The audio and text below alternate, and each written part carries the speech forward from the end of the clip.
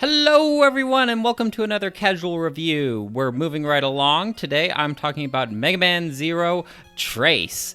And I was just thinking, how is Zero not a playable character in Super Smash Bros? Like, I know he's an assist trophy, but I feel like he'd be a really good addition to the roster and a good representation of Mega Man. I feel like Proto Man and Bass, I just think they are a little too similar to Mega Man. They kind of would be more like clones of him, whereas Zero has such a varied gameplay with his saber. He has a good mixture of melee and ranged attacks. I just think he'd be a really cool addition, but I mean, we'll probably see like Waluigi before we see Mega Man Zero. He's kind of a little more of a deep cut, so I don't think it would happen, but I think it would be cool if it could. In my dreams, we would have Zero in Smash. Not that I play that much Smash anyway, but I'm getting a little sidetracked, so let's talk about Mega Man Zero 3. This is, out of the series, Mega Man Zero 3 and 4 are some of my lesser played titles. I think I only played through this one twice before, which is still quite a lot, I guess. I just don't quite have all the bosses' movesets down on this one, but it ended up not being a big deal because I was able to do a lot of customization, make Mega Man Zero pretty strong, but we will get into that just a little bit. I want to talk about some of the things that they changed in this one compared to the first two. I'd probably say the biggest one being secret discs, and these are layered throughout the level, and sometimes enemies will drop them when you defeat them, and they just have a bunch of random stuff in them. This is where you get your elves. They added a new system called parts. You can also get like little data based on the enemy that you defeat. So like if I was to defeat, I don't know the names of enemies. If I was to defeat a certain cannon and he drops a secret disc and I get the secret disc unlocked, odds are it's just the like a little animated image of the cannon and just a quick little tidbit of information about it. You can also, like I mentioned, the parts. This game has a lot more customization than the first two. You can get these parts, and I never really talked about the chips in the first two, but essentially Mega Man Zero, he can just attach different elements to his charge attacks. So you get an ice chip, a thunder chip, and a fire chip, and when you do a charge attack with that chip equipped, it applies that elemental effect on the enemy. And this is helpful against like bosses. You usually, like akin to normal Mega Man style, you find the element that is super effective, for lack of a better term, against the boss, and it just helps you whittle away their health a lot quicker. In this game, this is where like the body takes place. These elemental chips, you can apply those like the thunder chip to his body, but there's also head parts and feet parts, and these are actually pretty strong. There's a couple good ones hidden away, locked away throughout the levels. Like for instance, I found a head part that automatically starts charging up an attack even if I'm not holding down the attack. So after I unleash an attack, he's just automatically winding back up. There's another one where like if you're standing still, he'll just start healing himself, which is really strong. Some of the foot parts, you can like, there's a double jump. There's one where you can like jump on water. There's one where you can move faster. So this adds a lot more depth than the first two, I think. My problem with the secret discs, they're fun to get, but I wish you could just open them up immediately and find out what's inside. But instead, you have to wait till you get to the hub world, the like resistance base, and then you have to talk to a certain NPC, and that's how he unlocks these secret discs to find out what's inside. I really wish that I didn't have to go back to him at the end of every single level just to open up all my secret discs. They did take away the forms from Mega Man Zero 2, so you don't have to do any certain tasks to unlock any certain abilities or stats.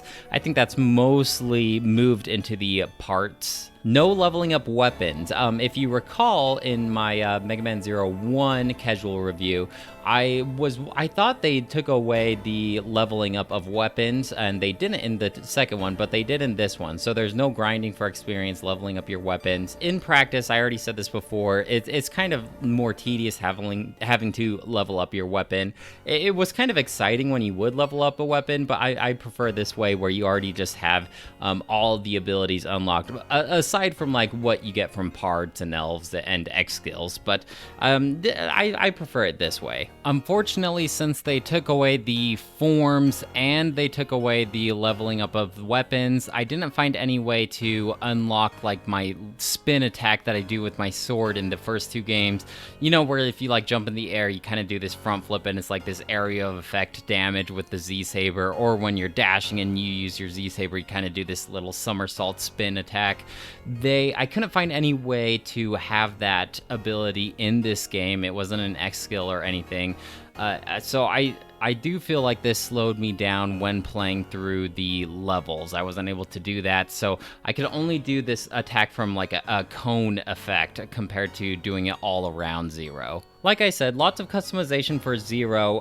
Aside from the parts, like the chips for the body, heads, and legs, they do have this system in place where you can use elves without any repercussion. And if you recall, in past videos, I was complaining about you can't use the elves because they will affect your rank at the end of the level. And if you have a rank lower than an S or an A, you won't be able to acquire the X skill from that boss. In the way that they implement elves this way, there's 2 different types of elves. There's a fusion elf, and that's kind of more similar to what you are used to in the first 2 games. If you use the elf, it dies, but you get the permanent boost of its effects, and it affects the rank at the end of the level.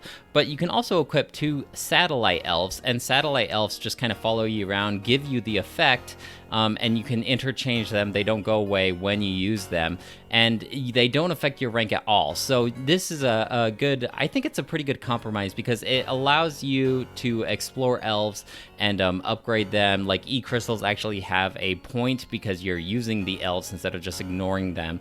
And it's just kind of cool, like a good way to customize, like, okay, what 2 satellite elves do I want to use with Mega Man? There's a lot of varied ones. Like one makes it so you don't take, you don't insta-die from spikes, you just take damage, which is really strong. One of them, it just shoots at little bullets at enemies as you go along. One just like gives you extra health, you know, all these kind of different boosts and stats compare, like in part with your X skills and your body parts. I think it is the most customization that Zero has so far. I think I focused on the elves that make my charge attack, it like charges up faster. I was using the head part that made it so it automatically charged up my strong attack before I used, but it ended up being a little cumbersome because it was weird, because against normal baddies, when I would use a charge attack with an elemental effect, it wouldn't kill them instantly, but like a single basic attack would slice them up automatically. So in some cases, a basic attack is stronger than a charge attack for some reason.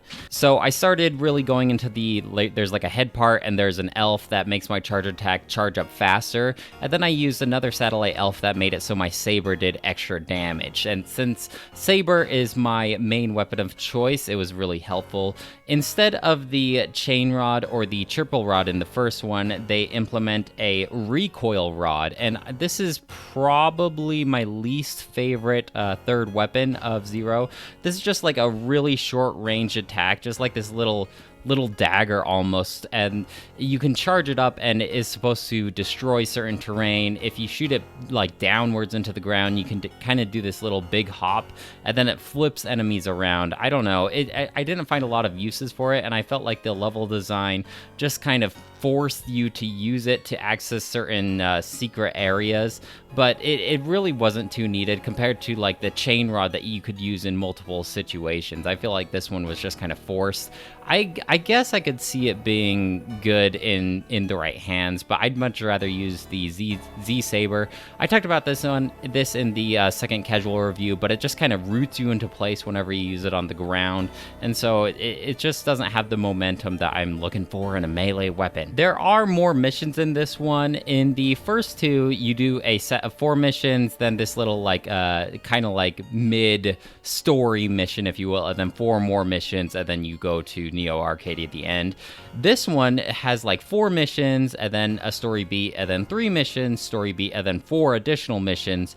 They did make the end game just a tad bit shorter, but I think this is the longest of all the Mega Man Zero games thus far. So this also means that you get more X skills because you're facing more bosses, so more to acquire. I think there's a total of 12 X skills in this one, and because of the checkpoints that they implement in this collection, and me being able to use satellite elves, I was able to get that rank A average on all the levels. Now I can't quite remember if this is with the first 2, but the rank, like the X skills are based on your average rank. So say if some, like one level you did really bad, you had a really slow time, and your score was lower than an A, if you have a high enough score for all your other levels, you'll still get the X skill because your average rank is an A. I also think it's funny because they give you like this name based on like how well you did. So I think I was like Godspeed Edgelord is what they called me, and I assume that's because I clear the levels really fast and I use a sword. I think the names are kind of silly though. Unfortunately, I think they did do a little compromise here because you fight more bosses. There was some repeat bosses from the first game, and so I wasn't too crazy about that. You don't end up refighting any of the Guardians either. I feel like the Mavericks, the Resistance base, and the 4 Guardians goals are starting to align more against a common enemy. I kind of miss the fights against the Guardians, though. I wish you were able to fight them at least once, because they always like taunt you about how much they love to battle you and like, don't go dying because I want to fight you. But there are some repeats, like you fight the Egyptian guy, and you fight the fire monkey. Like I said, I don't know any of their names really because they all have ridiculous names that no one could possibly remember. Some of the bosses are kind of weird though, because like you come to them and they're like this white, like kind of almost humanoid looking Reploid, and then they transform into more of a boss shape that you're used to. I think it's weird that they do that. Only some of the bosses do that, by the way, and I wish I guess it's not that big of a deal, but I wish that they kind of had more of the second form of the boss. It's weird that they change forms. I don't know why they do that. Why not just have like a typical unique boss looking body to begin with, rather than these like white looking human Reploid looking guys? A lot of the newer bosses have more voice taunts, and I assume they're speaking Japanese, but it's like every time they do like a jump or an action, they just have this like one repeating voice dialogue, and I kind of would rather just a grunt or some, like most of the older bosses just make a noise when they attack, but they're not actually saying something. I just don't think it works, and it sounds kind of bad through like a Game Boy Advance audio. I did, however, really like the final boss, and I wish I could just maybe I wish there was some sort of like boss rush mode in this game where I could just practice against bosses, or all the games. They're for how much this game focuses on boss fights, I really wish that there was a way to just go into the boss fight and practice against them over and over again without having to play through the main game and go through all the dialogue. I think the final boss fight was really unique and exciting compared to the first 2 as well. The dialogue in this game feels really unnatural. I didn't really pick up on this in the first 2 games, but they talk like how someone normally wouldn't talk. Like, it's a conversation that just does not feel organic in any way, and I guess this is probably due to poor translation, or at least that's what I would assume. The writing just feels really weird. I don't have any examples off the top of my head, but if you play through, you'll just kind of find yourself thinking like, that doesn't really sound right. It's kind of like when you watch like an anime that was poorly translated. But the story is being more fleshed out. You're starting to get this more big baddie. His name's Dr. Weil, I think it's pronounced Weil, and it's just kind of more of an interesting story, or maybe it's just because I'm getting more and more invested in the series as I play along. Dr. Weil, he's apparently not Dr. Wily from the original Mega Man series, but obviously he's drawing some inspiration somewhere from Dr. Wily. It's an evil doctor guy, but because there's no like copy of X in the first one or El Piso in the second one, I guess we're all finally starting to unite against this Dr. Weil. The story's also getting more interesting because it used to be about energy, like it's a fight about energy because the Reploids are using up all the energy and the humans need the energy, but now it's just Weil wants to take over because I believe Seal has solved the energy crisis, and so now it's just kind of more of a typical battle. I feel like the first two were more about this energy crisis, so there's not really a good guy or a bad guy, but now we have a face to identify with the evilness of it all. I am pretty invested in the story at this point. I've gone down the rabbit hole. I've been reading the Wikipedias about Neo Arcadia, and I was right. In the second one, I thought maybe Neo Arcadia was like this human city, and it's basically like the only livable city on Earth.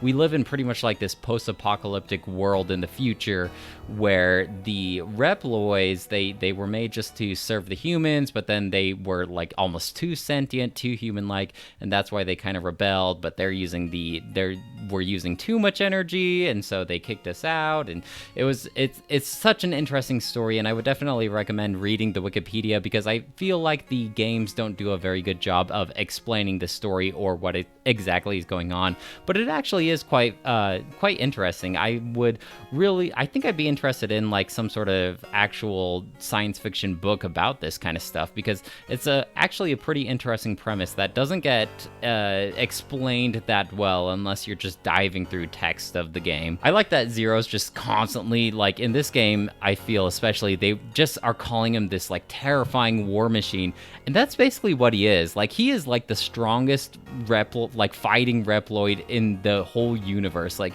if you think about it, he can just destroy anyone. Like with his sword, he's pretty powerful, and I like that they really address it in this game. This game, I feel, definitely feels more like forgiving. They're definitely giving you a lot more health items to heal up.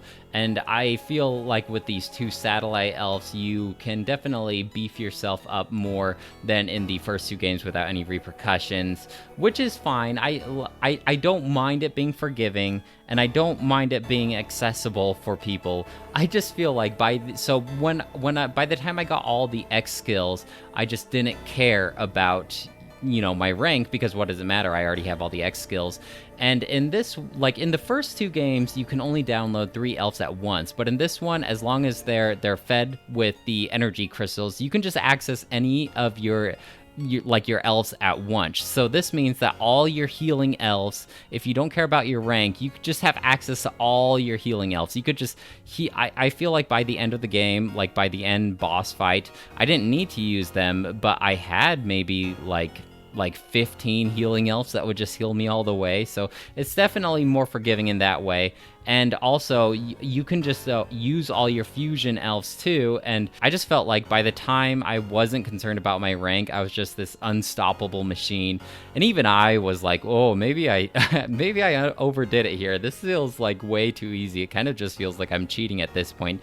So if the fourth game is the same as this one, I can't quite remember. I will definitely be reining myself in by the time I get to the final parts of the game, and I'm not worrying about my rank. I think I still might not be using all those elves because it just feels like way too easy at that point. Objectively speaking, like not talking about nostalgia or anything like that, I think out of the first 3 games, this is probably the best one. I could see why this one would be considered the best. More missions, more customization, more in-depth story. I just feel like I could see a lot of people saying that this is the best one. I've only played through the fourth one time, and I don't really remember it, so I guess I'll be able to compare all 4 when I get to it. Up to this point, my personal favorite is probably still the second one, just because that's like the first one I've ever played, but I could see this one being the best one. I will admit, with this collection, by the time I finish the third game, I am starting to feel maybe a little burnt out of Megaman Zero.